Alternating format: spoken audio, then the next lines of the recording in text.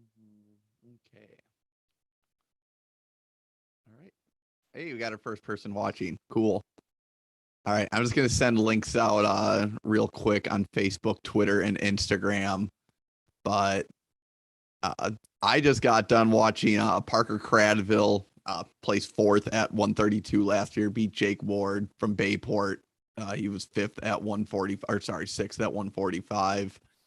He beat him 11-10, got a takedown 25 seconds left, and ended up riding him out right now. And yeah, I didn't know what the score of the duel is right now, but Cradville over Ward, definitely like one of the first huge results of the year.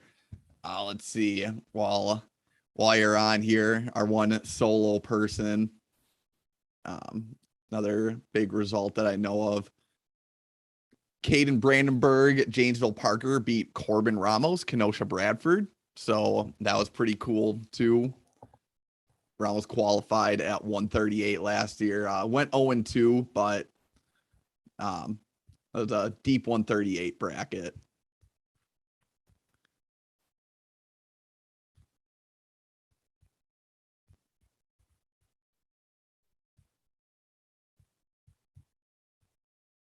But yeah, for the one person that's watching right now, I'm gonna go on track, just kind of hang out, talk about results, whatnot. And then if you want to chime in, for whoever's watching, are you at a tournament right now, or I guess what team are you? Do you have a vested interest in? I could try to get a look at some of their results.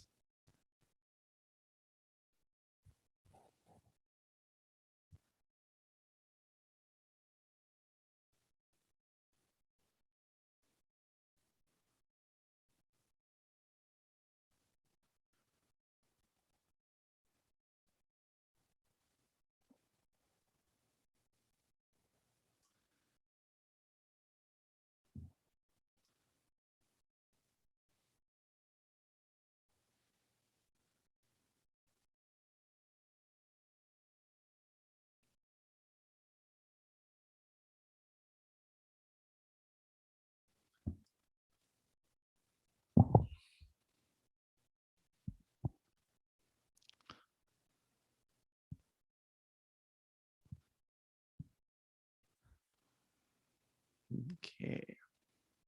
I need to figure out how to like do all this posting before I actually go live. I apologize. It's I know it's not really interesting watching me be on my phone right now, but that's going to change here in about, I'd probably say 2 minutes.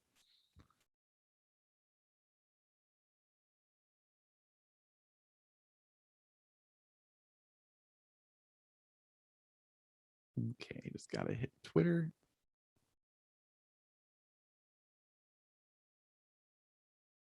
Whenever I tweet, I almost always accidentally tweet from like my own personal Twitter and not actually from the podcast page. Not like there'd be anything horrible with that, but I should probably just stay on the podcast page for Twitter.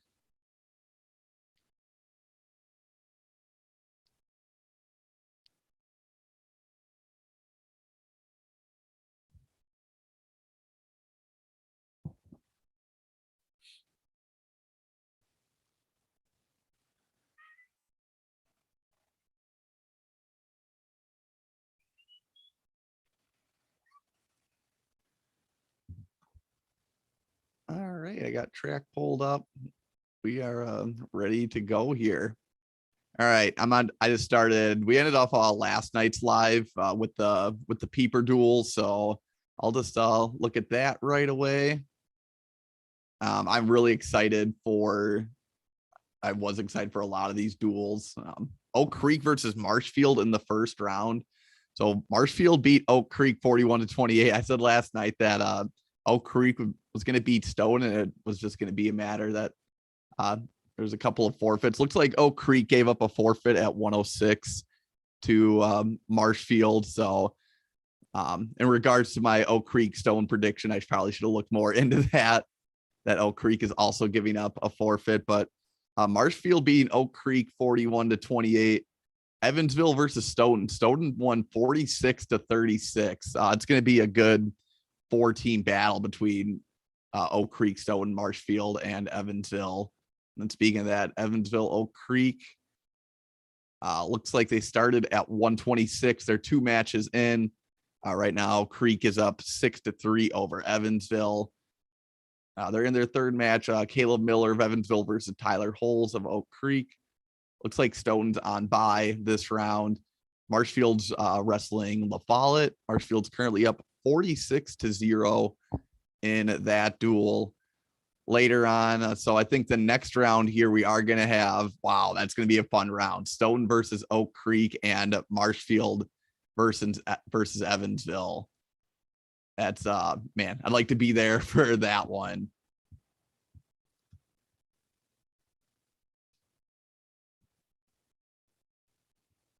All right, I'm just going to pull up Wisconsin tournaments. I think the first tournament that I need to check out, of course, and I've been looking at results kind of all day here, but obviously got to go to the Gunslinger invite. Also, for those of you joining us, let's see how many we got here. Yeah, so I got 3 people watching right now. Pretty cool. Just feel free to like jump in the comments, and I'll put this in the chat as well. Any big results that you've seen, good team races at the tournaments that you're at. We can kind of use this just as a place to get all the big results out there and just help keep each other updated. I'll stay on. I don't know, I'll start at 30 minutes. I'll set my time at 30 minutes. And if we're still rolling strong with people stay watching, then we'll just keep going with it. Let me know if you want me to look up any results for you. I'll look those up right away. We can get on it. If you want predictions from me, I can do that as well. Not like I'm a master at at predicting these matches, but yeah, I'll put this in the chat here real quick.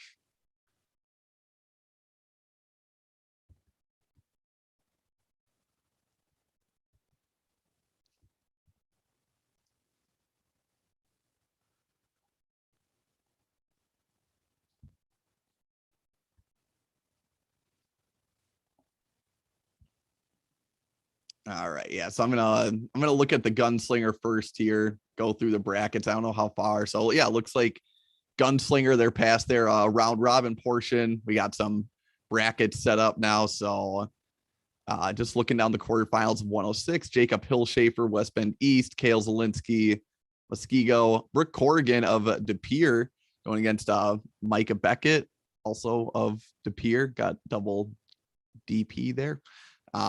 Brent Krezerick of Kewanee, Alex Barrera, Evis Hamden, Oconto, and Amos Ebeling, Wisconsin Lutheran. I'm just going to run through. I won't go through every quarterfinal matchup, but just kind of look at, so 113 at Gunslinger, the results are in, but 106, it looks like they haven't finished the quarterfinals yet. At 120, Noah Tonser, Slinger's first ever state champ. Looks like he won his quarterfinal match. He's going against Ben Guerra in the semifinals. On the other side of that bracket, Derek Jernitz of Neilsville will be going against Lucas Ryan of Arrowhead. Before I jump any further, we'll go through the team scores here real quick. I'll just go through the top 10. So in 10th, we have De Pere with 146. Fort Atkinson is 9th there.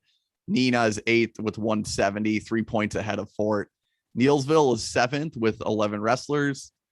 Burlington 6th. Oconomowoc 5th right now. West Bend East 4th with 209. Slinger and West Bend East are actually tied for 3rd with 209. Muskego 2nd with 211. Arrowhead kind of running away from the pack here in this tournament. They have 266 points, 55 points ahead of Muskego. And you know that Arrowhead has the Hammers. They're definitely gonna probably rack up some points in the semis and the finals as well.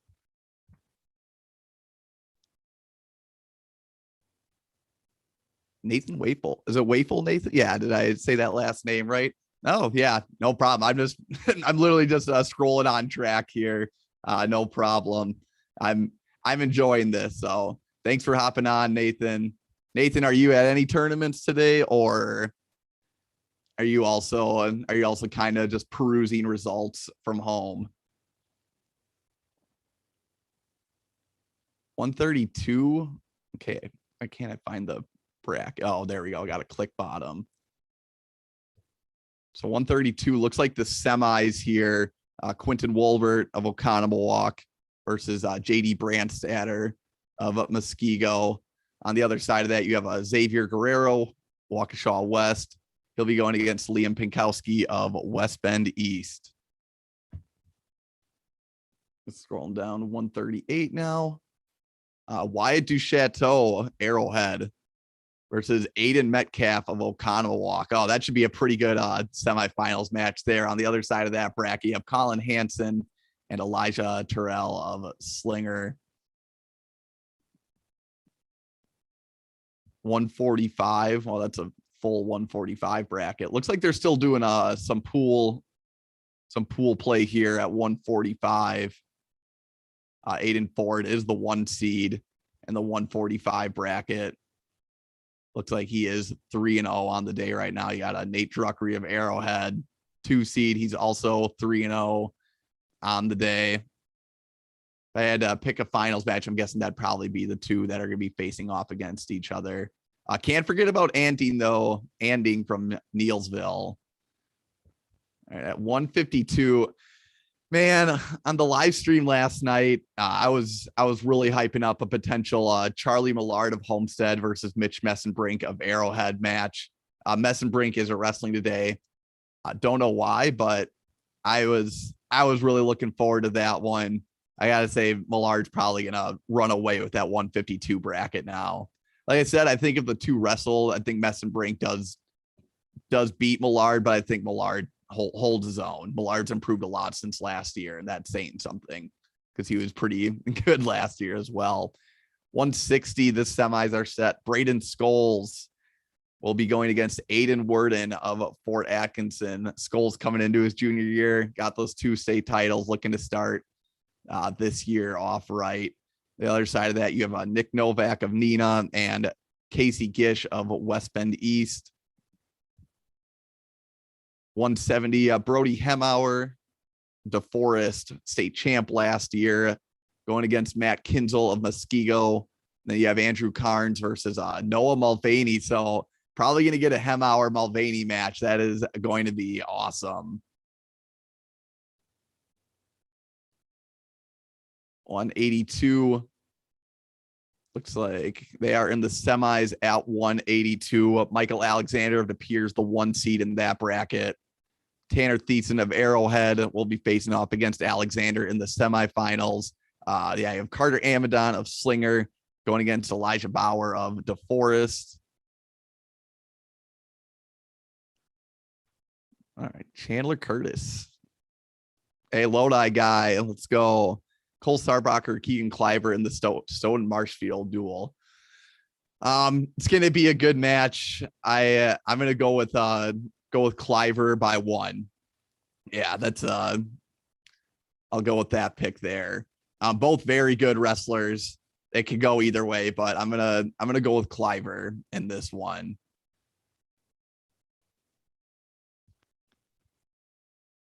Chandler, where's Lodi wrestling at today?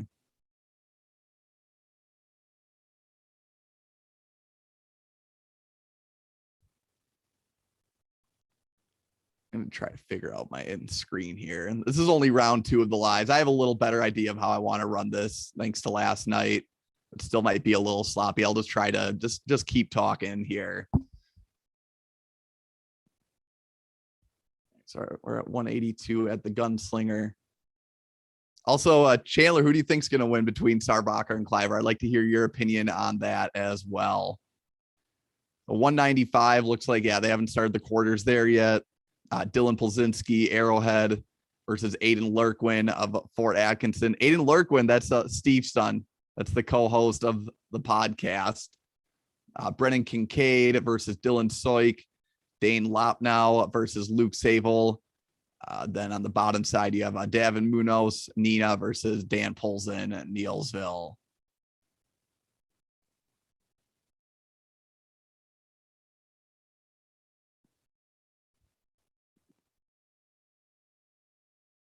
JV's at Stoughton today. Well, good luck to you guys.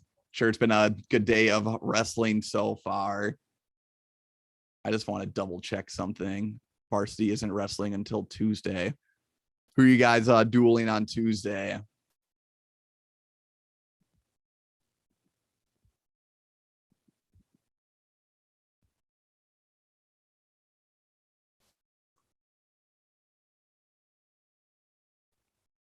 The crazy thing about that Cliver Starbacher match, though, Starbacher placed 5th last year at state.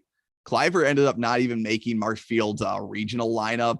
Marshfield just had that murderer's row last year from 132 to 170. All right, you heard it here first. We got Chandler Curtis versus. All right. Oh, sorry.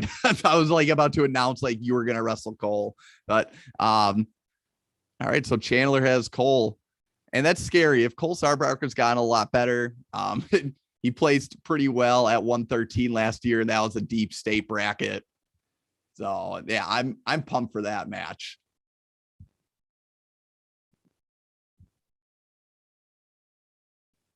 I'll update the Gunslinger team scores. Arrowhead broke 300 in the time that I was going through brackets. They're up 300.5 to Muskogeo's 226 there. Before I jump into any more tournaments, does anyone have any recommendations what they want me to jump to? Also, I'm glad we got opposite picks here too, Chandler. That's pretty, it'll make things interesting.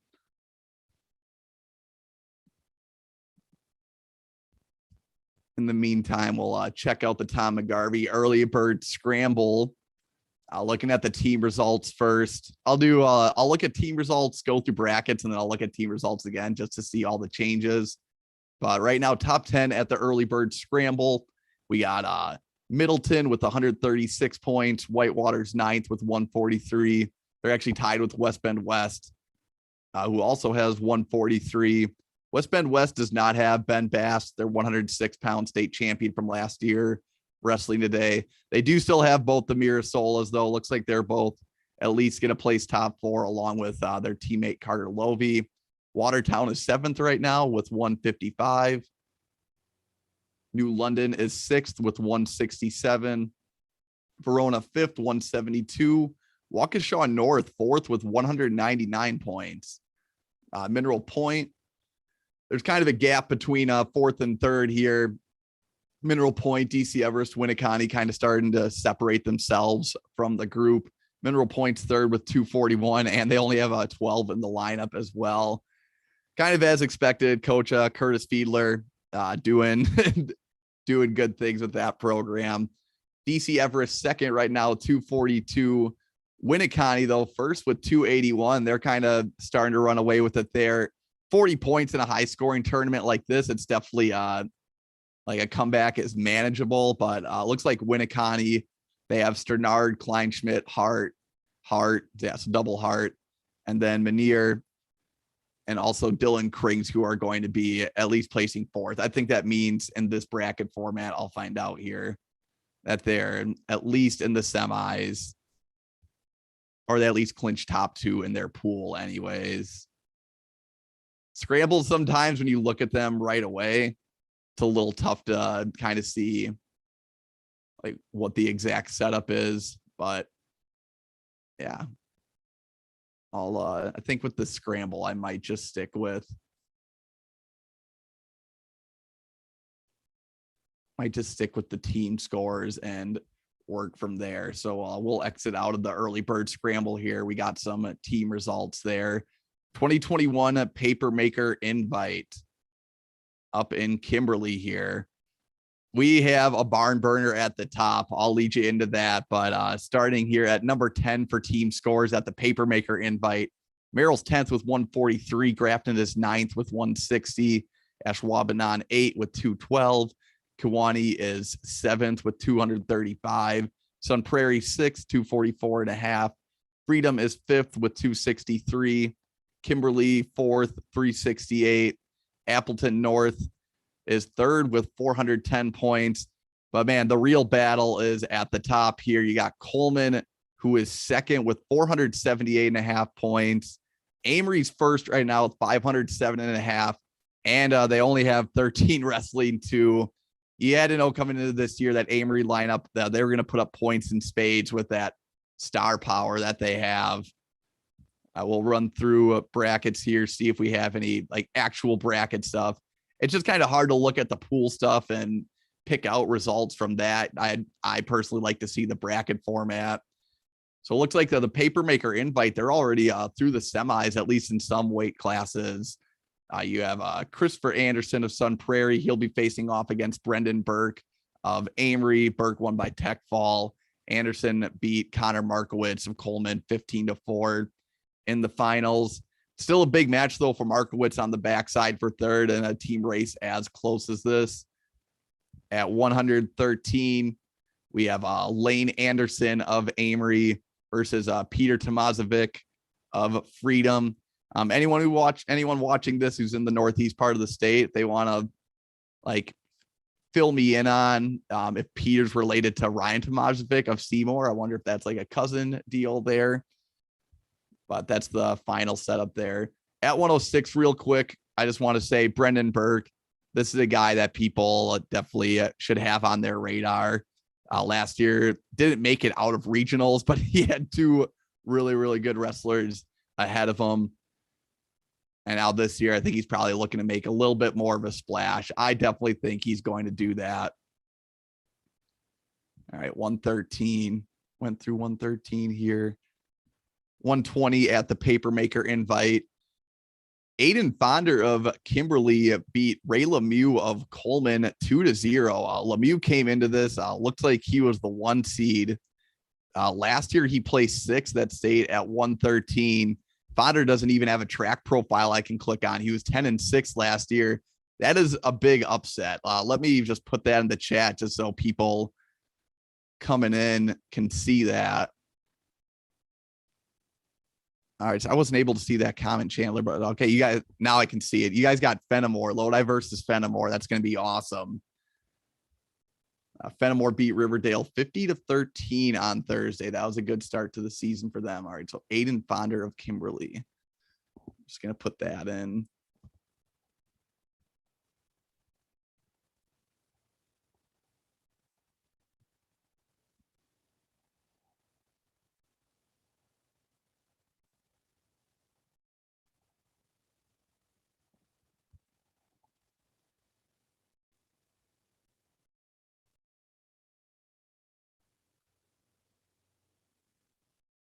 All right. Now that we got that done, man, that's a big result to start the year.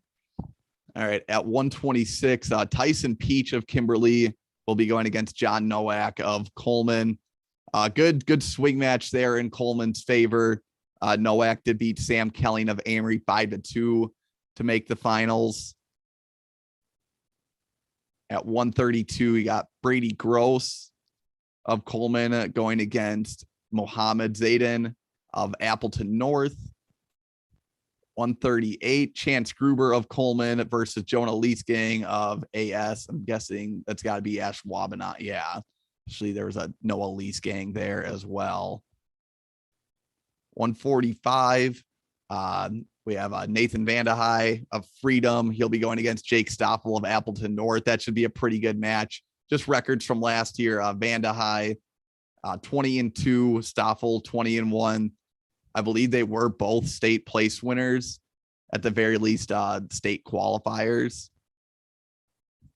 152 here. Carson Casper of Coleman, state champ 2 years ago, lost last year in the finals at 145. Obviously looking to have a big comeback year. He'll be going against Carson Otis of Kimberly. Otis and Wyatt Ingham of Amory looks like, I'm guessing it was a great match. Otis won in sudden victory 5-3 the semis. I'll put that in the chat as well.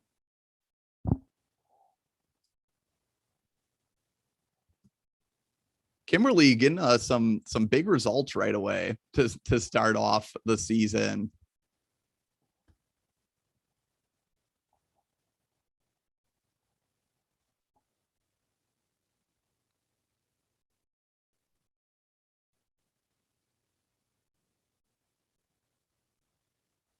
right, 160. Yeah, this is kind of where Amory starts taking over, is in these upper weights. Mason Tiley, the 1 seed. He'll be going against Will Bieber of Coleman. So Amory versus Coleman finals matchup. Love to see it. It's going to be, it could be huge in the team points race. Coleman does have to pull ahead a little bit. Or not pull ahead. They have to play a little bit of catch up. And I wonder, I don't know if they're done with the semis yet. I guess we'll find out here in like 2 seconds. 170, maybe one of the transfers of the year, Eddie Symes, coming over from Minnesota. He's wrestling for Amory as well. Oh, we got double Amory Coleman in the final. So Eddie Symes versus Owen Kinzinger of Coleman. Kinzinger beat Logan Steinhorst. He pinned him. He pinned Steinhorst from Kewanee in 156. Steinhorst placed 3rd at sectionals last year. Any other year that gets him to state. But huge win by Kinzinger, getting that pin over a state caliber wrestler. At 182, you got Cole Klemek versus Grant Cook. All right, this is basically like the finals are essentially going to be Coleman versus Amory in these 3 weight classes. Klemek beat Beck in 190. He pinned him in 119. Cook of Amory beat Chase Kurzik of Berlin. That was also a pin there. Pinned him in 123. Kurzik placed 5th at sectionals last year. I think Chase is, there's a CJ Kurzik that wrestled at Berlin to 195. The state champ from last year, Cale Hopke of Amory, gets the pin in 1:03 over John Ulmer from Grafton. And then you have Brock Arndt of Appleton North. He beat Patrick Moore of Freedom 7-1.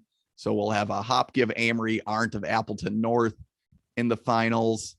220 at Coy Hopke, not a freshman phenom anymore, but still a phenom nonetheless. Got the pin in 24 seconds over Nathan Krause of Grafton. He'll be going against Ryder Deppies, who beat Calvin Greenslade of Appleton North. He pinned him in 113. Deppies will be representing Merrill in the finals. And at heavyweight, we got Robert Beese of Amory, got the pin in 557. Oh, this is a deep heavyweight bracket here. You have Robert Beese, who is the 1 seed, Griffin Jonas of Manitowoc, Lincoln. He was 36-15. He was the 4 seed. Brody Zahn of Coleman. I thought we were going to get another Coleman Amory matchup in the finals at heavyweight, but Ethan Hansen of Appleton North had other things to say. At won 8-6 in sudden victory there. So it looks like the finals are set. I'm guessing they must be on their break there at that tournament. Starting to wonder now if I should get 2 screens. I'd like a full screen with YouTube and a full screen with track. I think that would be like my perfect life right there. All right, so that's the paper maker. I'm going to go back here. I'll give a couple seconds. If there's anyone that has any tournaments or wants any updates on anything, just put it in the comments and I will jump right to that. But right now, you're basically just watching me peruse through track wrestling. All right, Black River Falls invite. We'll just go through the team race here. DeSoto's 10th with 44. I'll just check in on Aiden Brzezinski real quick. Yeah, Brzezinski is in the semis there. Stanley Boyd 9th with 48. Stratford 8th with 54 points. I do think Stratford brought their reserves to that tournament. Whitehall and Black River Falls are tied at 6th with 60 points. I'm excited for Black River Falls. They got Jackson McCormick, the senior, at 138. They have 3 people in the semis, but McCormick, at the very least, if I had to guess, I think he's going to come away with a home tournament victory, which is always exciting. Lady Smith is 5th with 71. Auburndale 4th with 77. Broke was 3rd with 78. Sparta is 2nd with 85. And right now, Portage up by 9 on Sparta with 94 points. Also a low. I love the scoring, different scoring formats for these tournaments. First place at the BRF invite has 94 points, and first place at the Gunslinger has like 400 points. 2021 Creek Classic. Looking at the team race here first. We'll go top 5 or top 6 with this one. Waterloo in 6th place right now with 22 points. Broadhead Judah 5th with 24. Jefferson 4th with 26. Cambridge is 3rd with 29. Turner is 2nd with 37. Menasha's 1st with 43.5. I'm going to check out the brackets here. If it's not pool style, then I'll go through them a little more. Yeah, so it looks like they are just, I think they might be on their break right now or just ending their pool play at the Creek Classic. Yeah. They still have 3 rounds of pool wrestling left at the Creek Classic down in Johnson Creek. Checking out the Ellsworth invite. I know Ellsworth is bracketed. I always look for this tournament right away at the start of every year. Oh, yeah. Wow. We're already in the finals at the Ellsworth invite. I got Caleb Lodahl of Cadott at 106. He'll be going against the Landon Lampman of Ellsworth at 113. Tommy Brown of Northwestern. He'll be going against Deaglin O'Connell, ECR. Man, I really gotta figure out my Eau Claire Regis. Yeah. I'm a little rusty on the team abbreviation, so just bear with me on that. At 120, we have Alan Kohler versus Anthony Nelson, PL and MOR. Those could very well be, Prior Lake, Minnesota, and Mora, Minnesota. I always like to see when there's Minnesota guys and girls wrestling in these tournaments. It's just good to see talent from different states. I would say Wisconsin wrestling and Minnesota wrestling. Whenever I go to the Christmas tournament or even when you watch wrestling at Bi-State, it kind of is different styles for sure. So I think it's good for people to see that. At 132, Braden Sonnentag, of course, kind of having his way with the bracket right now. He's in the finals. He will be going against Chase Koska of Regis. Koska beat Caleb Casey of Spring Valley Elmwood 7-0 in the semis. That's definitely a notable result for sure. Probably going to see both of those wrestlers in the rankings to start the year. So good on Koska for that. At 138, Logan Trout of Northwestern took out the 1 seed Brandon Meyer from Regis, beat him 12-0. He'll be going against Nathan Nelson from Mora, Minnesota. 145, you got Brody Kellen from Ayota, Minnesota. Pinned his way to the finals. He'll be going against Caleb Sonnentag, the senior from Cadott. Sonnentag beat Folkema from Mora. He beat him 7-5 in the semi. So you got Kellen versus another Sonnentag at 145. At 152 here, you got Gavin Gust from Dover Iota pinning his way to the finals. He'll be going against Tristan Dreyer of Cadott. That should be a pretty good matchup. Definitely can't wait to go back and check out that one. Dreyer last year qualified for state at 145.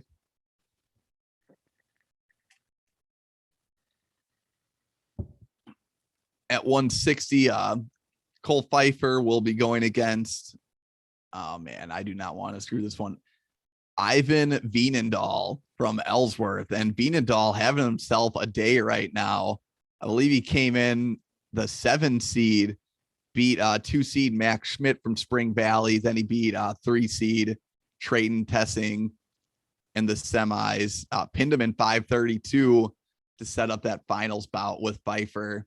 All right, now I'm talking about that Ellsworth invite. If anyone has any other big updates from different tournaments, put them in the chat. At 170, you got Connor Gamal of Mora versus Cole Edwards of Prior Lake. So that is an all Minnesota final there at 170. At 182, we have Braden Albee of Regis. He'll be going against Ryan Herejsi of Prior Lake. Herejsi got a 9-3 victory over Shane Schiff of Northwestern to make it to the finals there. At 195, we got Ian Smith of Northwestern. I think I saw. Yeah. Ian Smith and Northwestern will be going against Parker Stevens of, I have to guess that that's New Richmond, the NR. Yeah, that's the finals at 195.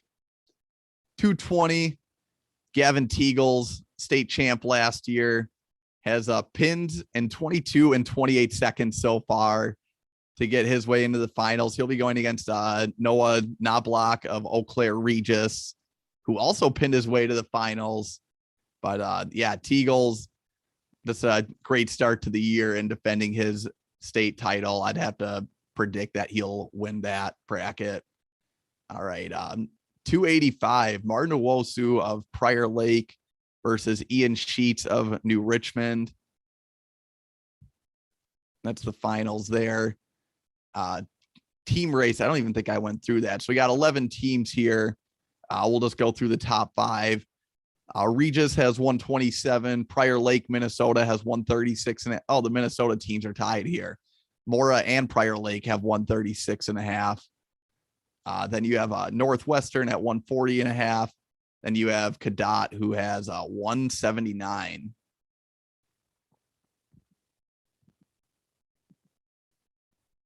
Okay, and what tournament should we check out next? Royal Invite. Let's check out Royal. They have like 20 teams here. I think a lot of them might not have full rosters, or they have 17 teams. But looking at the top, we'll start. We got 2 teams tied for 6th here. That's Richland Center and Royal. The Moss and Aceta Co-op is 5th with 18 points. New Lisbon 4th with 20 points. Adams Friendship 3rd with 29. West Salem Bangor and Iowa Grant tied at 32 right now. So Iowa Grant, a team that I picked to make team state, knotted up with West Salem Bangor. And I'll check out the brackets here, see where they're at. I know they usually have 8-person brackets. Looks like they have not started the semis there yet, but I'll still scroll through, see if there's any good potential finals matches. At 113, we could see Drake Gazda versus Reed Sawyer. That could be a potentially good finals match there. At 120, I'm really pumped for this one. You have Elliot Biba from Iowa Grant Highland. I know he at least qualified for state at 106 last year. He'll be going against Braden Glasspool, who placed 3rd at sectionals last year. So one of those deals where would have made state any other year, but that's just kind of the circumstances of things. 126, Trayden Ackman from Spencer Columbus Catholic. I'm guessing he'll probably run away with that bracket. 132, got we're going to have a pretty good semis match there. Jordan Delata, Adams Friendship versus Colin McKittrick of Royal. McKittrick 19-2 last year. Delata 14-5 last year. They'll be going off in the semis. At the top of the bracket there, you have the 1 seed Mason Welsh. So I'm guessing it'll be Welsh versus either McKittrick or Delata. I got to make a prediction. I'd probably go with Delata in that 132 semis match at the Royal Invite. At 138, we have Caden Lindner, the 1 seed there. 2 seed on the other side, Cole Dockin, Adams Friendship. So Adams Friendship has quite a few guys in the semis. I'm just going to jump back on the team score real quick. All right, looks like a lot of scores have changed since I last checked the bracket. Iowa Grant's now first with 52 points. They're 14 points ahead of New Lisbon now, who is second. 145, Evan Wolf is the 1 seed in that bracket.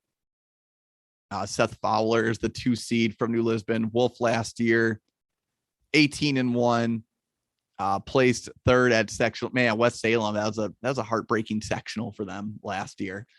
152, James Amaker from Poinet. He's the 1 seed there. 2 seed on the other side is Tyson O'Brien from New Lisbon. I'd probably have to give this bracket to Amaker. 160, Cash Stewart of Poinet. Got a tech in his first round. Colton Cutts is the 2 seed on the other side, but Stewart's just kind of on another level. Placed 3rd at 138 last year. I think his only loss was to Drexler, but he was Poinet's first ever state champ 2 years ago. At 170, We have Andy Johnson of West Salem Bangor. He's the 1 seed there. Owen Barr of Poinet is the 2 seed on the opposite side. Brody Hart or Taryn Riley. Oh man, are we going to see a potential Hart Riley matchup today? I'm gonna go with Hart in this one. I'm gonna say Hart by 3, but I'm a big Taryn Riley fan. We had a Curtis Fiedler on for the state champion coaches podcast, and Riley, he just said he's just one of the most competitive guys that he's ever seen wrestle or ever coached. So I think Riley's going to give him a good match, but I'm going to go with Brody Hart in this one. I'll take your prediction as well, Chandler. At 195, we got Calderota, state runner-up last year. He's the 1 seed there. On the other side, Anthony Kujawa, who, he did qualify for state at 195. Kujawa is the 2 seed there. I would still have to say Derota's probably going to end up. I think he'll probably handle Kujawa, and I don't like saying that. Like that's one of those things that's definitely like bulletin board material. But yeah, Dorota is probably going to walk away with that 195 bracket. At 220, it's like this name is like Teague, but spelled differently. You got Tej Perkins from Richland Center at the top, and then the 2 seeds Chris Najera, West Salem Bangor. Then at 285, Reed Rasmussen, West Salem Bangor, the 1 seed. Austin Culpet is the 2 seed. Culpet is from Cashton. All right, so that's what we got for the Royal Invite. Chandler, I think I might go back now and check out this scramble a little more here now that you brought up Hart versus Riley. I feel like I probably missed out on some huge matchups here. I think I know how I can figure out without having to like scroll through all the pool play and whatnot. Maybe if I check out the final results.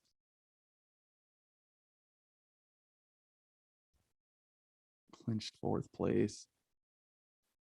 126. Oh, a tournament. I think another good potential matchup here.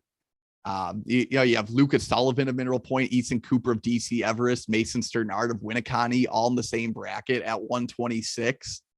That's pretty solid. 132, the top 4 finishers there: Trapper Navsker, Mineral Point, Gabe Ortiz, Waukesha North, Brady Gronwald of Horicon, Caden Kleinschmidt of Winnicott. And then there we go, 138. It's our boys, Brody Hart and Taryn Riley. That's that's definitely just the finals match waiting to happen. Still got to wrestle the matches, but yeah, that's definitely going to be, it's going to be the finals match there. And it's going to be a good one too. 145, pretty deep too. We got Aiden Zerbel of Waukesha North, Blake Heel of DC Everest, Aiden Hart of Winnicott, and Jacob Bruner of Pewaukee. 152, Caleb Manier, Winnicott, Carter Lovey, West Bend West, Frank Wilkowski, Watertown, and McCartney Voigt of New London are all top 4 there. 160, looks like they're still going through the pool play a little bit at 160. At 170, Carter Friend of Whitewater. Pretty good wrestler to watch. I know I'm trying to think what he placed at sectionals. A lot of wrestlers going through that. 182, Connor Mirasola, West Bend West, and Bo Hansen of Mineral Point. I would have to give the edge to Mirasola, but I think that's going to be a pretty good match. Throw in Kale Wozniak as well. But 182, that finals match. Mirasola Hansen, I would say it's like probably the second most exciting potential finals match that we could see besides the Hart Riley matchup. What was it? There was another good one. Yeah, 126 is going to have a good finals match. 126 is going to have a good semis in general. At 195, you got Cole Mirasola of West Bend West Chase Mathias of Two Rivers, Dylan Krings of Winneconne, and Tyler Mayhew of Middleton. Middleton getting someone into the top 4. Head coach Joe Miller there has to be pretty pumped about that. At 220, you got John Moore of Pewaukee, Davian Ross of New London, Adam Murphy, Verona. All right, I'll respond back in the comments here. I don't know how much of a heart 16. All right, so we're kind of on the same page there, Curtis or Chandler. Sorry about that. Yeah, so both of us have heart winning that one. Is there do you know if there's a live stream of the McGarvey, the early bird scramble? 285. I'm waiting for an answer on that. 285 top 4 finishers are going to be Jay Hansen, Verona, Zach Balozaki, Keaton Twice of New London, and Mason McNeil of Westosha Central. I'll check that team race once again here. DC Everest now. Wow, they had quite a big jump. DC Everest second with 269, right ahead of Mineral Point. Winneconne still holding strong with 293. You look at 126 through 152, or even you could almost toss Joey Clement there, but I'd say 126 through 152 especially. That's a tough go if you're wrestling against Winneconne.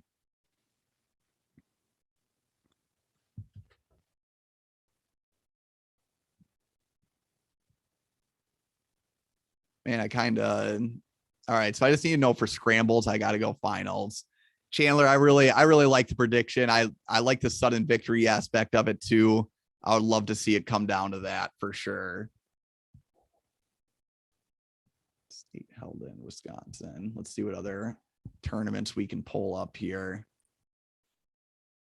Gunslinger, we kind of already went through.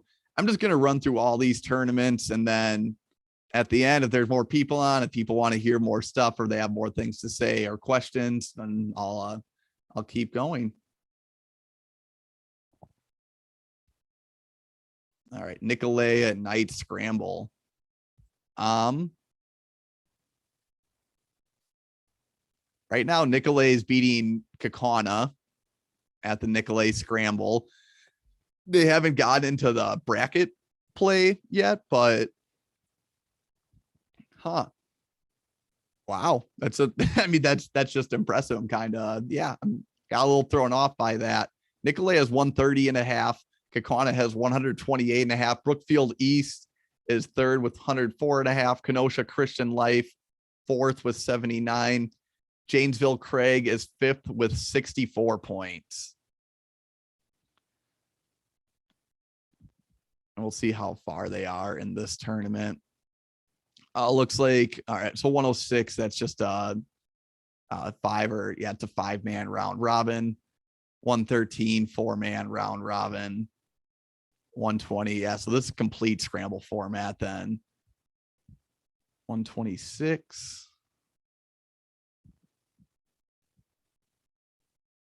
I'll wait until they get a little closer to the finals to jump back to this tournament.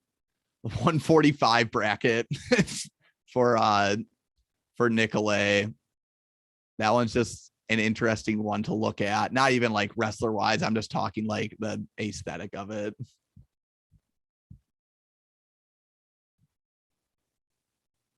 Stoughton JV. All right. Checking out the Sergeant Nick Mueller Memorial Tournament. We'll run through the whole team standings. All right. So on the podcast, D Kelly 28. That's a great idea. Awesome way. Hey, thank you. Yeah, I figured, I'm on track wrestling all day anyways today. So I might as well just talk about it and share my thoughts out loud. Not only I'm not doing it just so I can share my thoughts, but like if you guys are at tournaments or anything and you see something, post something in the comments. We can kind of use this as like one big news source. All right. Someone correct me if I'm wrong here. It's Gillett. Yeah, the co-op was stirring. They're 9th right now at the Sergeant Nick Mueller Memorial Tournament. Amherst is 8th with 15 points. New Holstein is 7th with 27 points. Little Chute 6th with 40.5. Watoma 5th with 48. Monroe 4th with 64 points. Wyowega Fremont is third with 70.5. Freedom second with 73. And Wrightstown is currently first with 101 points. Wrightstown, while we're talking about them, that was a wrestle O'Connell Falls. I forgot what the score was, but O'Connell Falls, I think, gave up a few forfeits and they still won kind of handily against Wrightstown, which that's not a knock on Wrightstown at all. I think it's more of a huge compliment on O'Connell Falls for getting that huge early season win. I know going off of our sectional previews, I think Steve and I both had O'Connell Falls. We both had O'Connell Falls in our team sectional finals. D. Kelly following the Kramer Brown invite at Janesville Parker. Did you see the result with I think it was Brandenburg and is it Caden Brandenburg beat Ramos? All right. I gotta shoot out a text here real quick.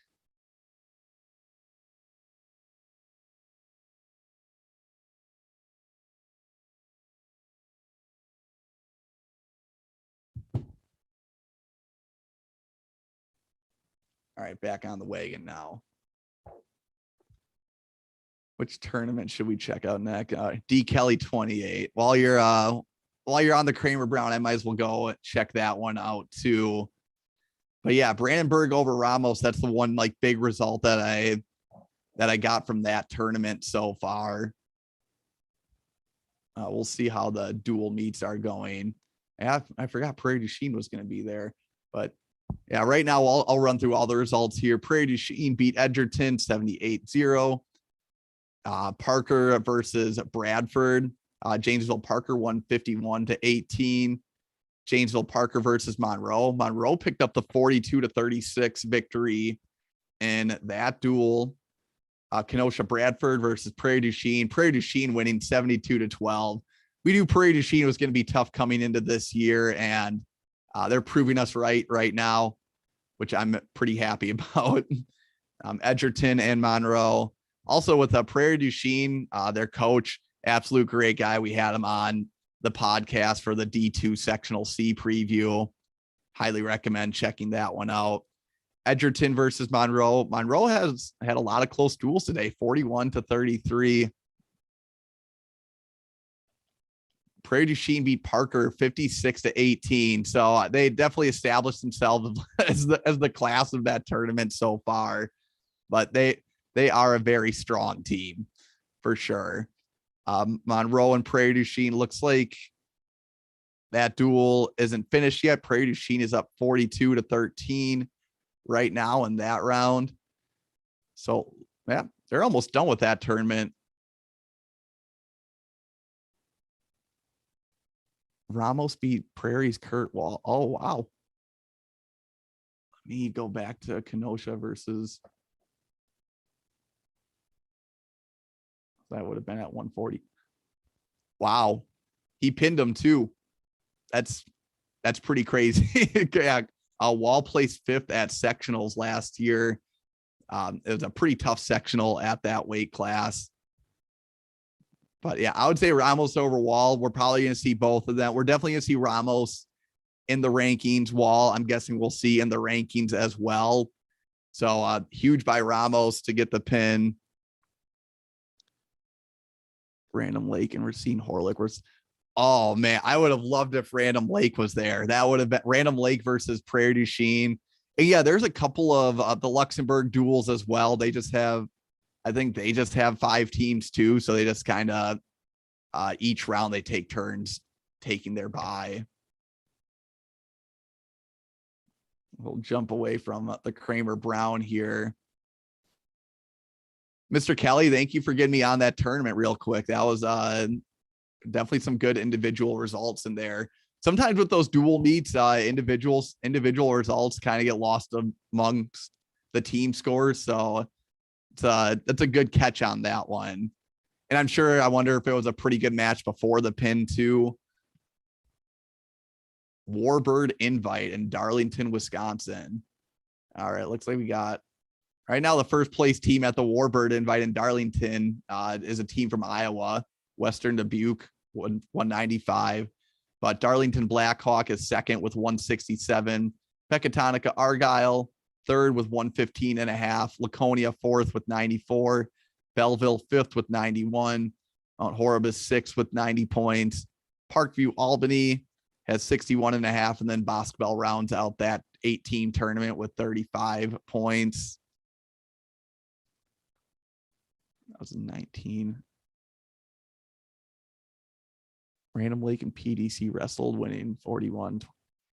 I was wondering how you remember that so well. I'm like, that's a very specific duel result from 2019. Who's your, Mr. Kelly, if you don't mind me asking, who is your rooting interest?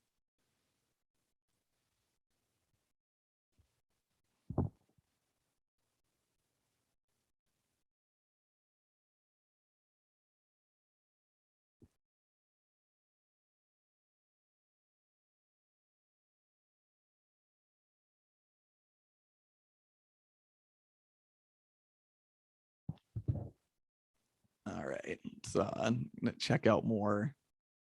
Gerald Sarge marking Scramble in Campbellsport. Gotta check out this one. Well, that's pretty close top two right now. Wanakee. So we're talking about the Campbellsport tournament right now. Wanakee's first at that tournament was 77 points. Campbellsport is second with 75 points. What's really impressive about Wanakee is that they have 10 wrestlers there and they're still winning the tournament.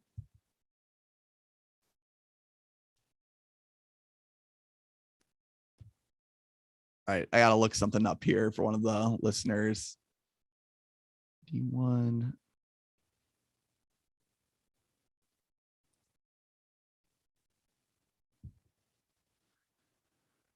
McGuanago or Milton Howard Manley duels. I'm gonna go with McGuanago in that one. I'm actually gonna jump to that tournament here real quick. I'm gonna go McGuanago. I think McGuanago's team, for some reason, they're a good tournament team too, but they just always seem to set themselves up really well as a good dual team. We had a Milton coach Pat Yauk on the podcast too. And he said Milton, it might just be, we think that they're a year away from really competing with McGuanago for that regional title, assuming the pairings stay the same or the regional assignments stay the same. But yeah, I'm going to go with McGuanago in that one. Just for point's sake, we'll say McGuanago by 15.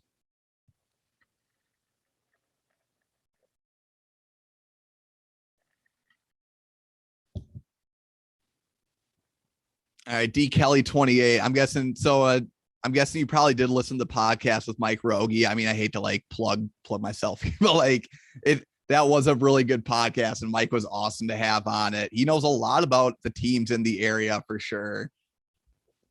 So you run the Maroon Hawks PDC Twitter, okay? So you probably did look because I think you retweeted that tweet for the podcast.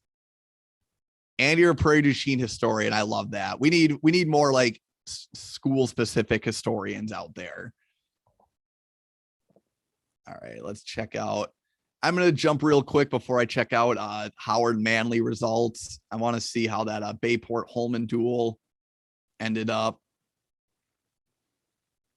Holmen versus Bayport. Here we go. Holmen ended up beating Bayport 53-24. Luxembourg beat Bayport 59-14. So Holmen versus Bayport, or Holmen versus Luxembourg at the end. That's gonna be a good match.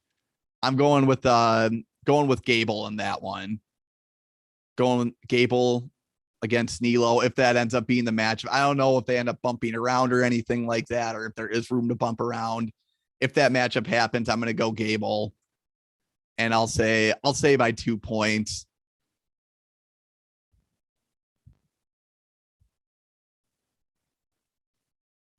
Probably one of those 50-50 matchups though.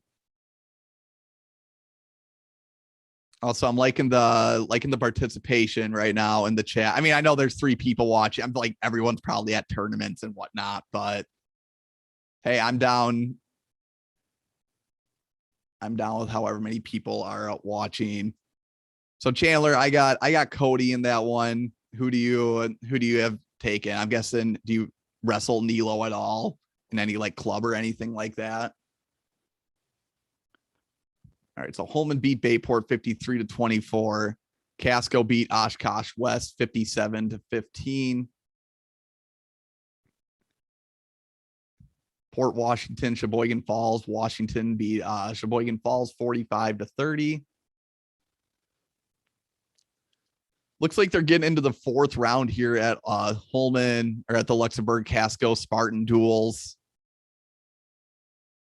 Right now, Holmen's beating Port Washington 30-3.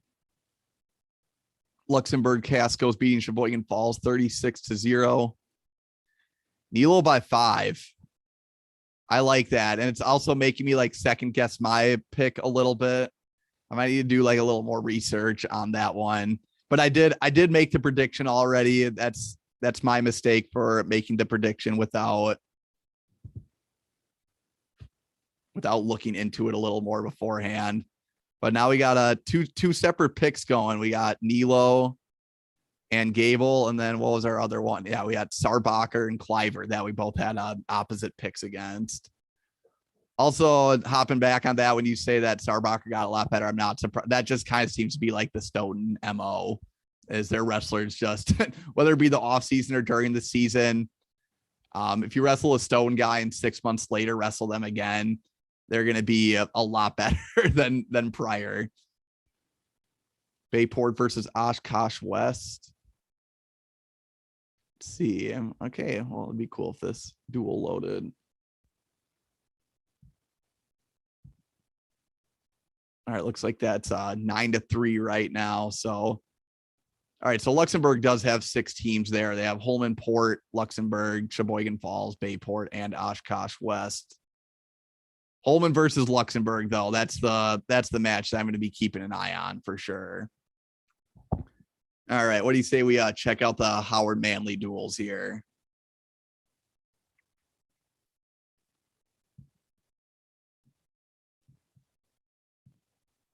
Howard Manley duels.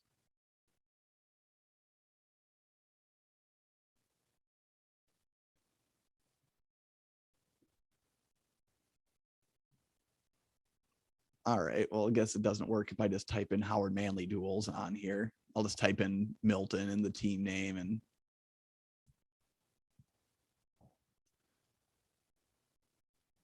all right, 12-4-21. That's what we're looking for. Also, what other teams do we have? So Kenosha Indian Trail's also there. East Troy's also at Howard Manley. Is Baraboo at Howard Manley too? I thought I saw them on the team list last night. Yeah. Hey, coming through on the retweet, Prairie du Chien Athletics. I love it. I respect it.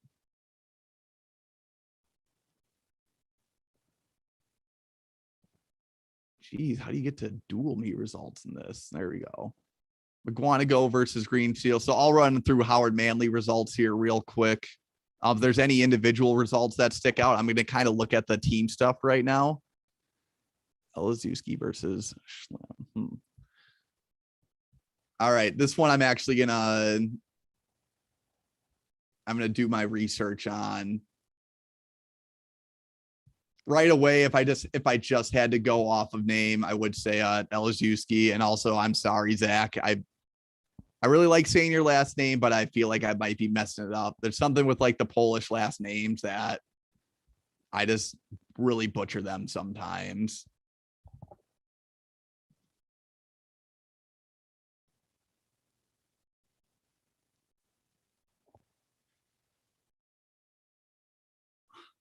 Let's see, 152. So Michael Schlem has gotten a pin against East Troy, got a pin against Kenosha Indian Trail. And there was a forfeit. So a lot of forfeits against Madison West. I got to go with Elizewski. I just think, not even just off the name, I know he had a really good off season. He's a really explosive wrestler, probably one of the more dangerous wrestlers in the state for sure. I'm going to go with Elizewski. Yeah, 4 to 5. Yeah, you hit the nail on the head there. That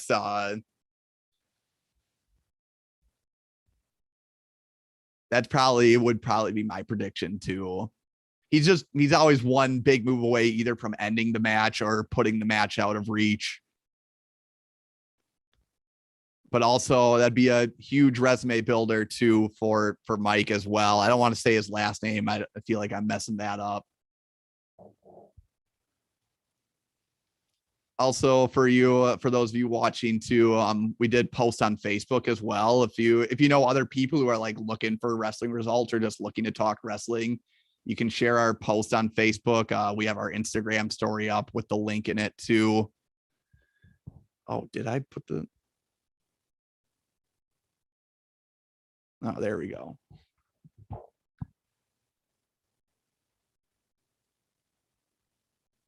Are McGuanago and Milton? I need to check out the brackets here, first through third. All right, so 2 rounds left here. Milton's going to be going against Waterford in that first through third pool. And then Milton and McGuanago will be wrestling in round 3, which I think works out perfectly. I think that's kind of like the true finals match right there. McGuanago beat Waterford 61-15. And I know Waterford lost a little bit of talent last year, but that's still kind of a statement win for McGuanago. But the real statement win for sure, whether it be from McGuanago or Milton, that's going to come in that finals matchup there. I like the dual heavy format of the first week. It seemed like there's a lot of dual tournaments. Speaking of duels, I got to hop back. I think it was the first one that I looked at. I'm going to go to the Peeper duels here. Dual meets, see how far we've gone in that avenue. Evansville versus Oak Creek. Oh my, yeah, okay. Highly recommend going on to track, checking out the Evansville versus Oak Creek matchup. It looks like it's not done yet. There's 2 matches left. Right now, Gunnar Katzenmeyer's wrestling Aiden Woda. I have to guess there that Katzenmeyer is going to get the win, might possibly get some major points as well, or get some bonus points, major points.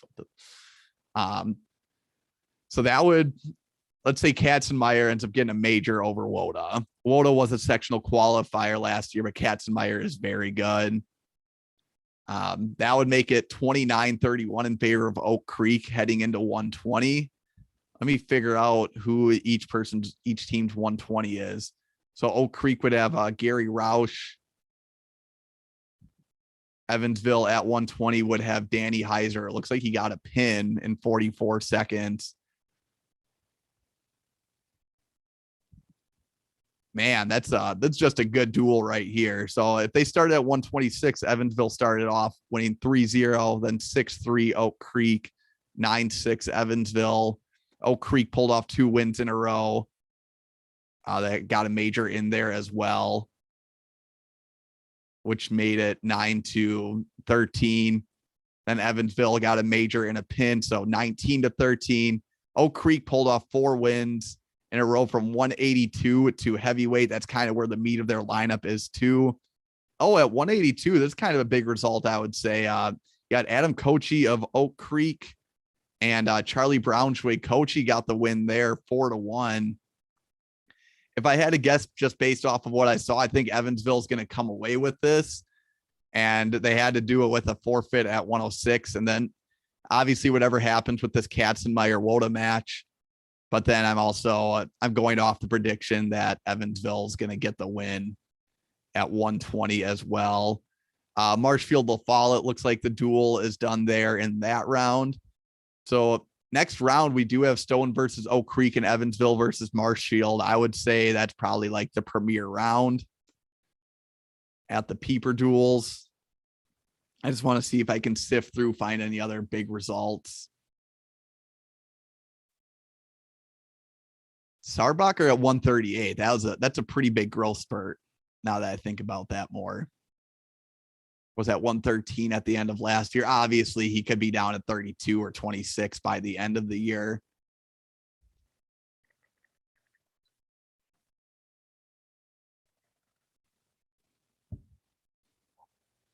Owen Heiser, Evansville at 182 this year, it looks like, to start off the season.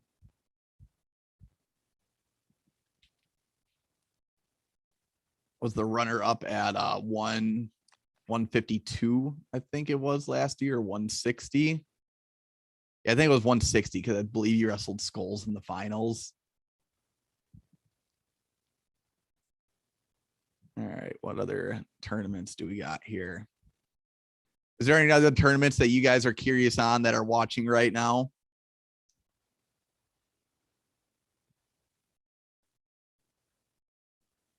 I might Oconto invite. Yeah, we'll check out the Oconto invite. Oh, actually, Cumberland Island City Duels. We kind of looked at this a little bit last night, but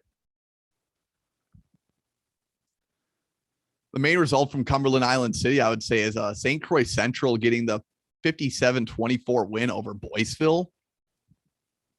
That took place last night. Maybe that tournament's just done in general. All right, so we're going to exit out of Cumberland City.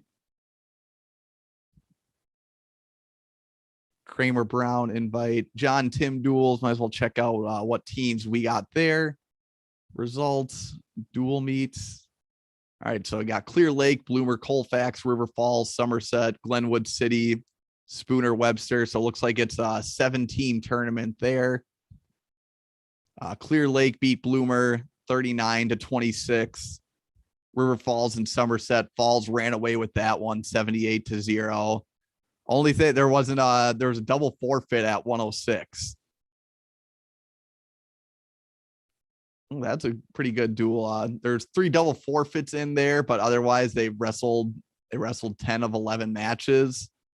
Glenwood City got the win 35-30 in that duel.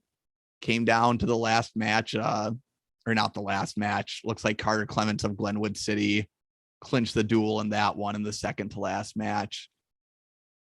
River Falls versus Spooner Webster. River Falls won 64-3. Glenwood City picked up a 48-21 victory over Somerset. River Falls beat Glenwood City at 57-23. Spooner Webster beat Somerset 36-24. Clear Lake and Glenwood City looks like they have not wrestled yet.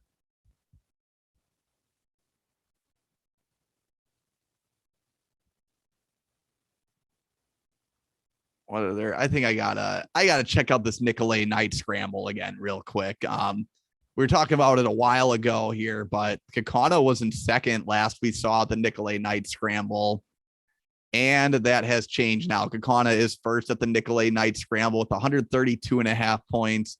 Nicolet has 120.5. Beast is still sitting at 104. They must be on a break right now. Check out just some big names from each weight class there. You got Drew Dolphin of Kenosha Christian Life, Michael Pazorski of Kakana at 106. At 113 just looks like that's a three-person bracket. 120. Let's get past.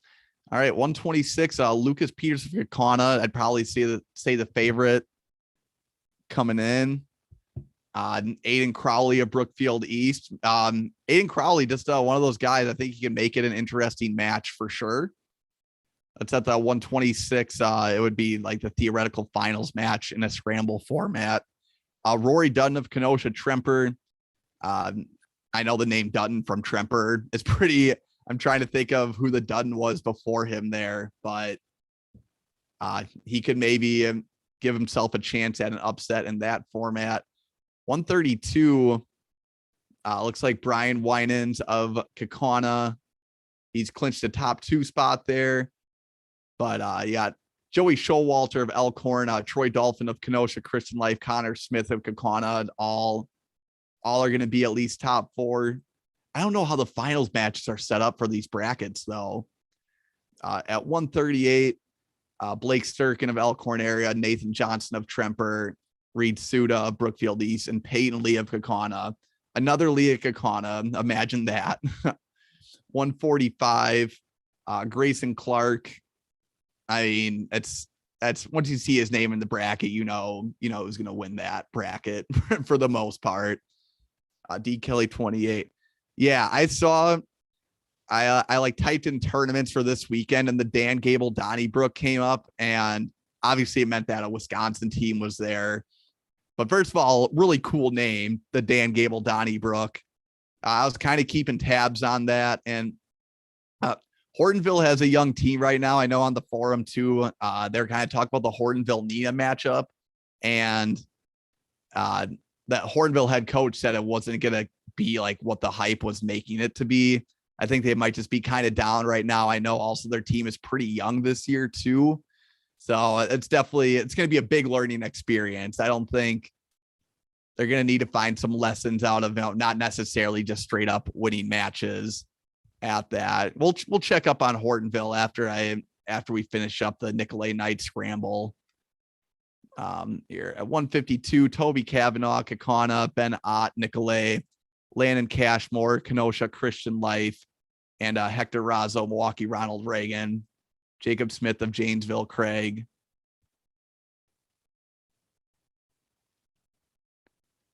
$160, Jackson Henderson, Kenosha Trimper, Matt DeCoisel, Nicolet, Johnny Botch of Brookfield East, Judah Hammond, Kakana, Dorian Gevert of Sheboygan North. I think 160, a lot of those names kind of ring a bell, but I think it gives those guys a good chance to wrestle. They're going to wrestle some solid matches, maybe give them a chance to put their names on the radar, maybe even see them in the rankings as well. 170, I think that's Braden Ott's bracket for sure. He also has Jack Ryan of Janesville Craig, Carl Travis of Kenosha Christian Life, and Landon Gotchero of Kenosha Tremper. 182, Caleb Reisnick of Nicolet, Drew Nzicki of Kakana, Levi Johnson of Brookfield East. Looks like that's just a 6-man round robin in that one. Nzicki, just surrounded by all-stars at Kakana, but he had a really good team state showing last year. I think it's just one of those deals at Kakana where you kind of slowly cycle your way up to the top. And I think Nzicki can really make a name for himself this year. Looks like we got a 4-person bracket at 195. At 220, I'd have to guess that Aaron Botch of Brookfield East is going to win that one.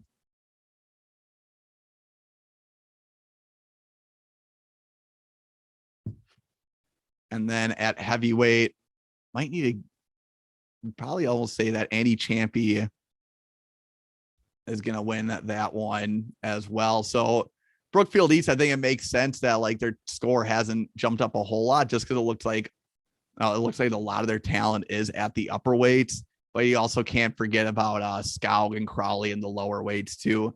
Like I'm saying, it just seems like they're slowly putting the pieces together for a well-rounded team, and it's been a multi-year process for them.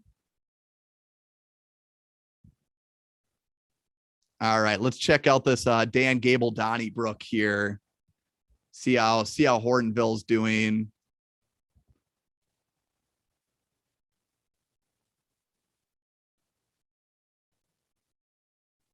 That's down in Coralville, Iowa. Does anyone know where Coralville, Iowa is at the Extreme Arena? Huh. All right, we'll just jump right to team results. We know what our rooting interest is here. Wow. Yeah, this is a stacked tournament. You got Simley here, Apple Valley, Bettendorf, Iowa, DeKalb, Columbus Catholic, Mount Carmel, Chicago. Oh my gosh. Oh, why did I think that this was all right? Yeah, so I thought it was a dual tournament, but looks like it's just a straight up bracket style. But just looking at Hortonville's results, looks like Wyatt Skepa is placing at least 6th. So he won his first 2 matches. In the quarterfinals, he lost an 8-2 match to Logan Davis of Albert Lee. Skepa last year, state runner-up at 106. Griffin Jens looks like he's at least placed 18th. Started off with the loss, but ended up winning his next 3 matches. So hopefully he can keep that streak going. Didn't know there was another Skepa at 126 right outside Iowa City. That's a far drive for Hortonville. At 138. Looks like Henry Niebauer is at least placing 22nd there. These are some huge brackets. Thank you, Jared B. Surprised that made the appropriate comments filter.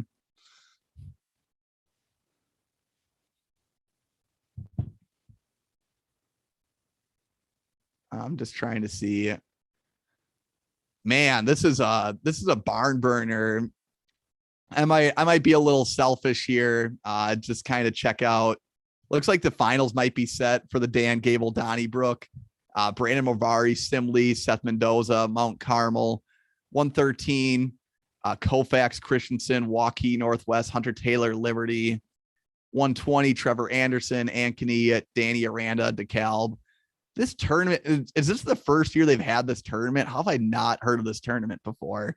At 126, Carter Freeman, Waukee, Northwest, Sergio Lemley, Chicago. 132, Zach Arata, Omaha Scott Catholic versus Carlos Munez Flores of Lockport. 138, Ryder Block of Raverly Shell Rock and Chase DeBlair of Simley. 145, Tommy Curran, DeKalb, Kyle Dutton, Liberty.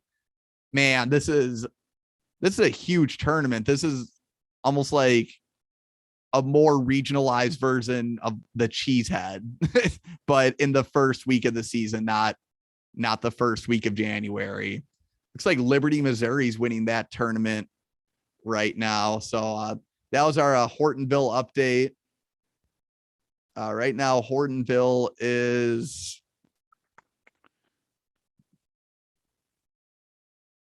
yeah, that's what I'm thinking too. D Kelly at 28. It looks like it's new. I just haven't seen like this pairing of all these teams before here, but for a first year, they're making quite a statement. Yeah. Out of 33 teams, Hortonville's 32nd, but that's kind of like what I said before we went into the tournament. They just have a young team. I think a couple guys are out right now. You just gotta, it looks like they're letting everyone wrestle through all the consolation matches. You don't just go 0-2 barbecue. So it's just one of those deals. You got to take your lumps where you can and just keep improving. Any other tournaments that we want me to jump back on? I feel like it's been a minute. I think the first one that we looked at was Slinger. So I'll check that out. All right, going back to the Gunslinger invite. Grab some water quick.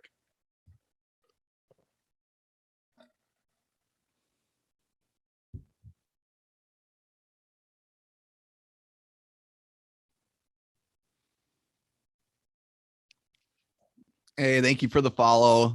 Prairie du Chien. What's the from the Maroons to the Hawks? I like that. When was Prairie du Chien? Were they actually called the Maroons? And I'm guessing they were based on the title, but when were they called that and when did that name change?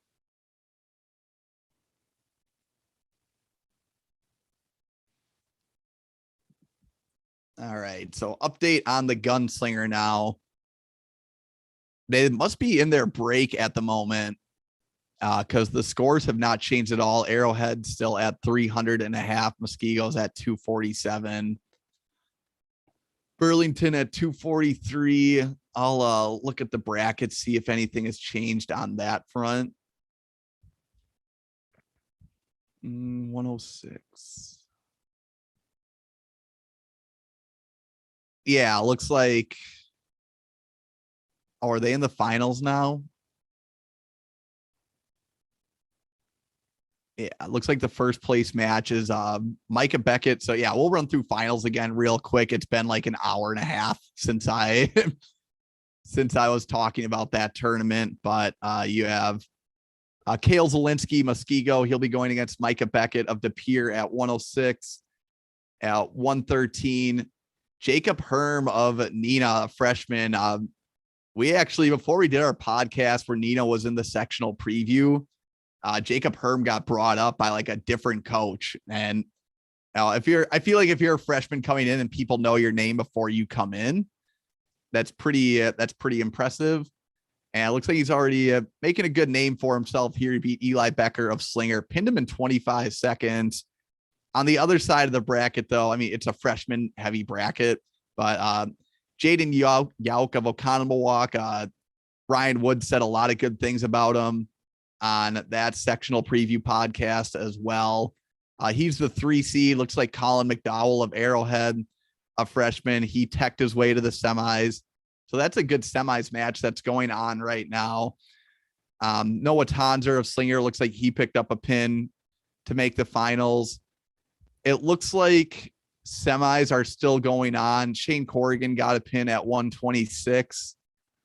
It looks like semis are still going on at the Slinger, or the Gunslinger, I should say. So we're just going to hop back on that one. Go back to the McGarvey early bird scramble. See if any progress has been made on there. All right, D. Kelly 28. They were called the Maroons for the all maroon uniforms they wore, roughly from the early 1900s to January 1949, when the students voted to change the name to Blackhawks. I feel like Prairie du Chien needs to get like really old fashioned all maroon singlets, and that needs to be their like semis or final singlet, if that's not already a thing. But I love that team name. All right, at 106 at this McGarvey early bird scramble, looks like they are on the 4th round of pool wrestling. So one more round there, then they'll be having their placement matches. At 113, that's just a 6-person round robin. 120, they're in the semis there, so we can kind of sort that out a little more. You have a Cade Rule of Mineral Point in the semis. Josh Dannons, DC Everest. Carson Kroll, looks like he got double Mineral Point in the semis there. And then Antonio Del Rio of Waukesha North. That's at the 120 semis at the McGarvey early bird scramble. 126. All right, that's it. That's what I wanted to see. We got Lucas Sullivan of Mineral Point. So they might be in their pool. Okay, I think I'm getting close to some big results. Yeah. So Easton Cooper at 126 from DC Everest. He placed 5th at 113 last year. He beat Mason Sternard of Winneconne. Sternard, a part of that really good, like lower middleweight grouping from Winneconne. Cooper beat him 9-1. I think the big match there, though, it's definitely going to be Lucas Sullivan versus Easton Cooper. And naturally, that does take place. That's going to be the last match. I'm guessing they came in as the 1 and 2 seeds. One thing I really like about these tournaments, like these scramble tournaments where they have like a bracket style first, you wrestle 2 matches and all the guys that go 2-0 go against each other, whatnot, is if you get 4 really good guys in that like final pool, like the final round robin matchup, it's good matches just all around. And you get to see a lot of different combinations of wrestlers and whatnot. All right. So Chandler, I don't know if Mr. Curtis is still watching right now, but Chandler Curtis brought up earlier, that wasn't the match we were talking about. Brody Hart and Taryn Riley, that might be the match to watch at the early bird scramble. They're in pool play right now. Hart picked up a pin in 118. Riley picked up a tech fall at the end of the second period. And yeah, Hart versus Riley, that's going to be a fun, essentially finals match. At 145. Wow. I think the 1 seed went down at 145. See, this is what I'm talking about. When you have 4 like evenly talented wrestlers all in the same pool in the same round robin, anything can happen. It looked like Blake Heel of DC Everest picked up a pin over Jacob Bruner of Pewaukee. And I think Bruner was the 1 seed coming in. That's going to be one of those matchups that affects the rankings for sure.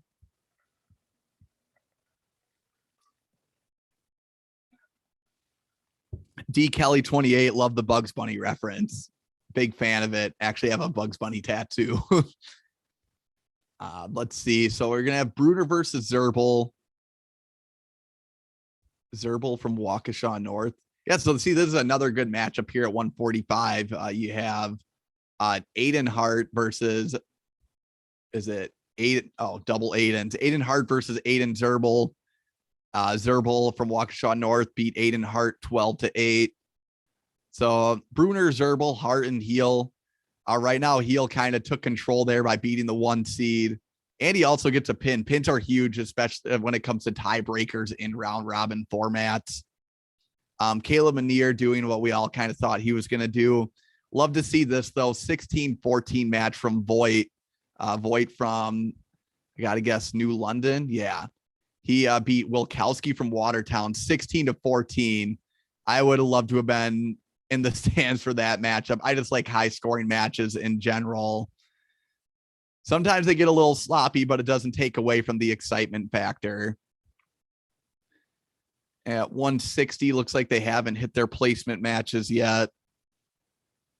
We'll just jump on the team race here real quick. Top 10, Horicon 155, West Bend West 170. Whitewater is 8th with 174. Watertown 7th with 188. Verona is 6th with 190. And New London is 5th with 197. Waukesha North 4th with 250. Mineral Point 3rd with 283. At DC Everest 2nd with 296. Winneconne 1st with 314. All right, for those of you watching right now, any tournaments that you want me to jump to here real quick, or any questions, any predictions? As you can see, just loving the activity from the chat so far during this. We've been on, oh Lordy, it's been about an hour already.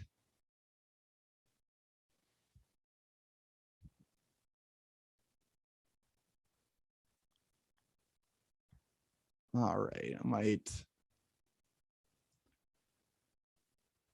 We have the Kramer Brown invite. John Tim Duels. I don't know if I took a look at. We'll do. All right, I'm going to take a look at the Reedsburg Duels here. Looks like that's the one tournament that I really haven't got to yet.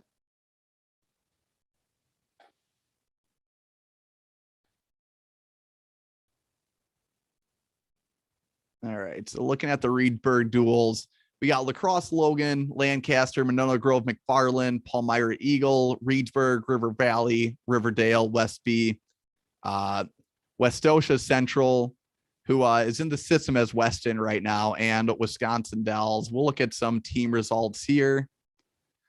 So we got Lancaster versus Riverdale. Lancaster beat Riverdale 42-27. Reedsburg versus Westby. Reedsburg beat them 57-24. Logan, sorry, it's lacrosse wrestling, not lacrosse Logan.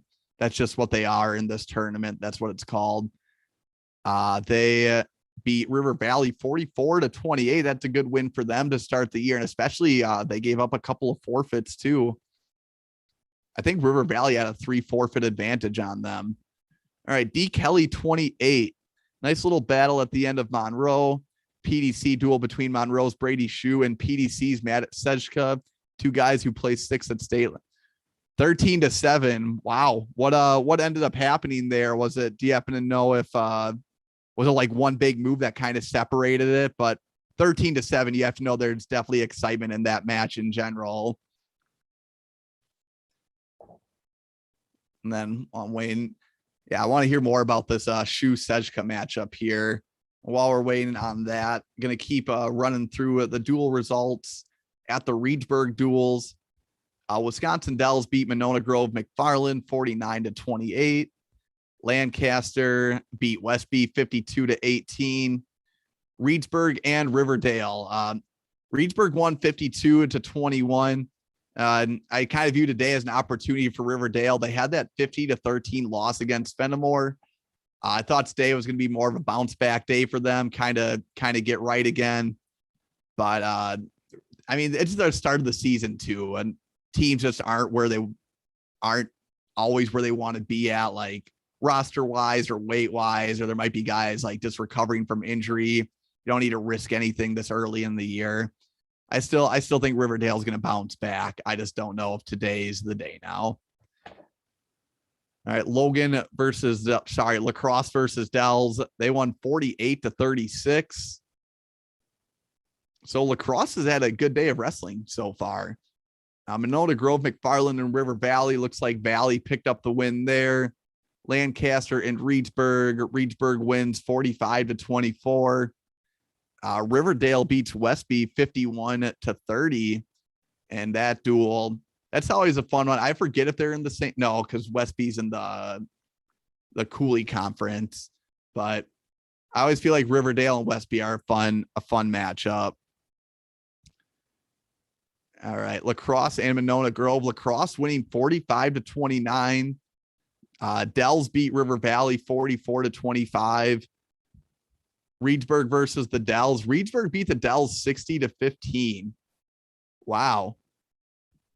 So just based off of these results so far, it looks like if I had to guess, there would be a finals match, so to speak. It might be Reedsburg versus Lacrosse. I don't know if they've gotten that far in the tournament yet. I think it looks like they're at least done with the third round at the Reedsburg Duels. We'll see. Reedsburg Duels might be done. So Westby versus River Valley in the last round. River Valley wins 39-28. Wisconsin Dells versus Lancaster. Looks like that one has not started yet.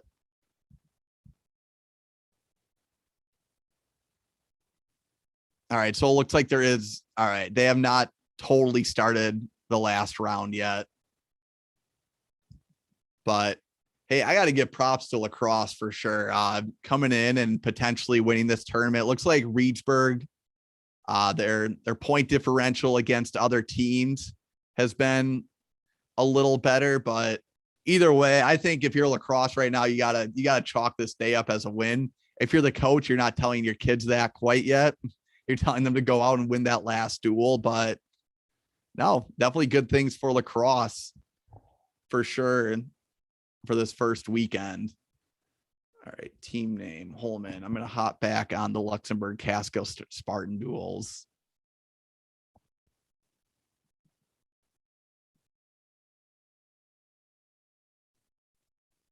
Just want to see what round they're on here. Might be starting the last round soon. It looks like duels are finishing up at the Luxembourg Casco Spartan Duels, which means we get to see Holmen versus Luxembourg, which is based off of all the results that went down. That's essentially going to be the finals matchup. Just running through each team's results at that tournament. We'll start off with Holmen. Oh, actually, before we do that, I got to read this comment. All right. Looks like Shu led 9-5 going into the third period, got an escape right away for a 10-5 lead before Sejka got a takedown to cut it to 10-7 before Shu scored the last three. So Sejka made it close at the end, but Shu pulled away. Probably going to be a matchup. I don't know how weights are going to be at the end of the year, but wouldn't be surprised to see that at sectionals. Yeah, because they're in different regionals, I believe. But would love to see Shu Sejka rematch. Sheikha. Oh my gosh. Thank you. Thank you for that. I brought that up on the stream last night. Any pronunciation stuff, like, please correct me on it because I need it for sure. Also, for those of you like listening right now, feel free to subscribe here. We're going to try to go live every Friday and just talk about duel results from Thursday and then maybe look at tournaments that are taking place the next day. We ended up doing, all right, so it's Sheikha. We ended up going for like an hour 15 last night, had good participation. But if you subscribe to our channel, you'll get notified whenever we go live. So yeah, that'd be cool if you did that. We had 24 last night. Now we have 31 today. So glad that jumped up a little bit. And it's only gonna get better too, for sure. It's only gonna get better. This is only our second round here. All right. So going back before I butchered that a lot, D Kelly 28. But yeah, I would love to see a Sheikha Shu rematch. Could be something that we see at Bi-State too, even. I don't know if Monroe and Prairie du Chien go against each other in any other tournaments, but yeah, going back to the Luxembourg Casco Spartan Duels. All right, we got Holmen, who they beat Oshkosh West 51-24, Sheboygan Falls 74-6, Bayport 53-24, Port Washington 54-27. Luxembourg's results. They beat Port Washington 58-18, Bayport 59-14, Oshkosh West 57-15, and they blanked out Sheboygan Falls 84-0. There was one time in high school we could have had an 84-0 duel. We won a 78-3, but the guy who lost was a first-year wrestler. Yeah, but I was so pumped. I thought we were going to get that 84-0, but the guy who did lose, he wrestled a really good match, and we were like almost cheering for him at the end still.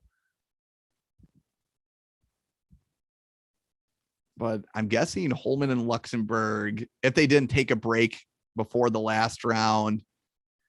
Yeah, it looks like they haven't started yet. Also, there's a Holmen parent that's filming too, so I'll know when she goes live.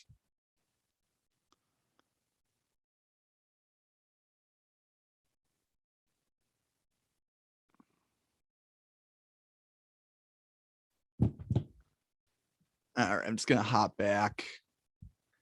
I'll stay updated on.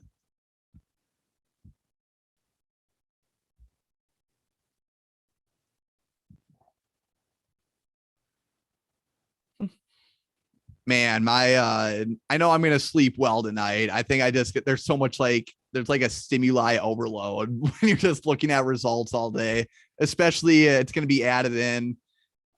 This schedule wise for the next 4 weeks, I'm gonna be doing commentary at the Eau Claire North Husky Invite. That'll be on Track Wrestling.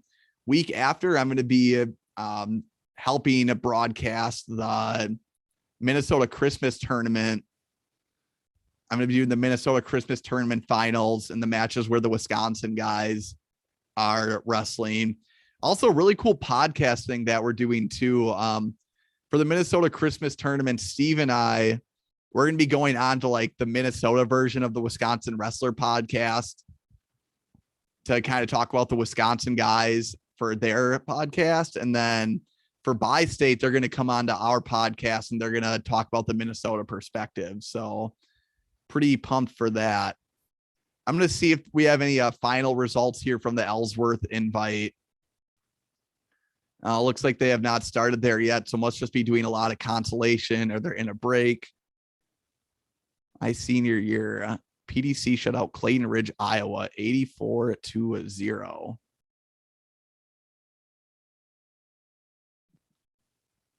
That's a fun result to have. Well, if you're on the winning side, for sure. I think while coaching at Holmen, the closest we got was 82-0. All right, so Ellsworth. Nothing going there yet. And guys, I might run through here one last time. I do have a Christmas parade that I'm going to later for like my job, but I think the game plan here, I might go through, see if there's any other like tournaments that are like gaining steam. Because it looks like a lot of teams are on their breaks or it's kind of slowing down like on the consolation side right now. Just keep in mind for following on track.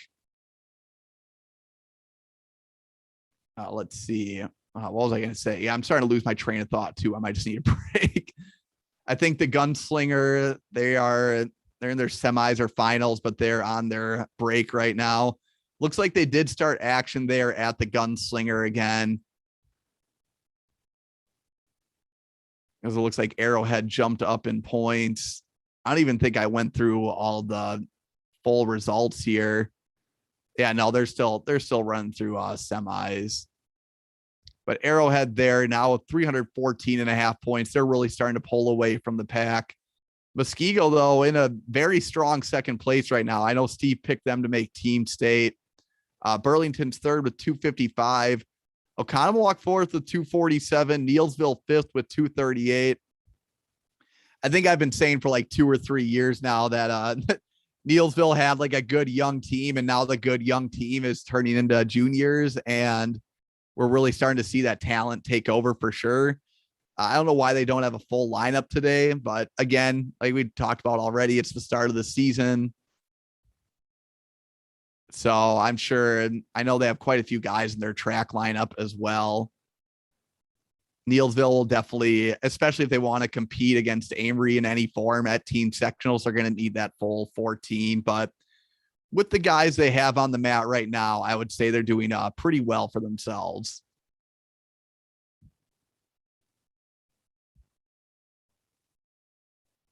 Let's check out the bottom of the 126 bracket. Shane Corrigan versus Luke Dukes. That should be a fun one in the finals. I think Corrigan will win, but I think Dukes will have a solid match there. 113, Jacob Herm versus Colin McDowell of Arrowhead. Two freshmen, kind of pretty highly touted coming in. That's the finals matchup there, as we kind of talked about.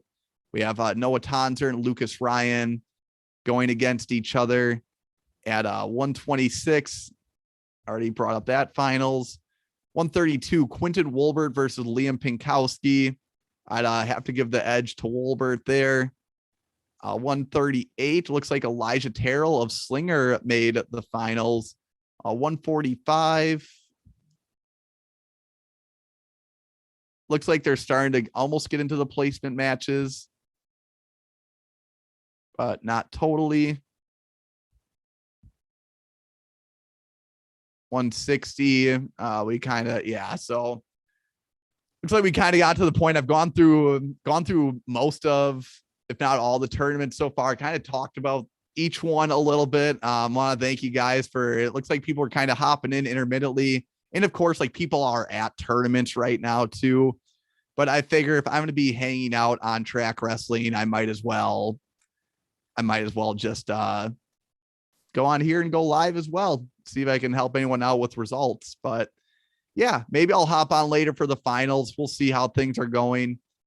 But yeah, thanks everyone for hopping on.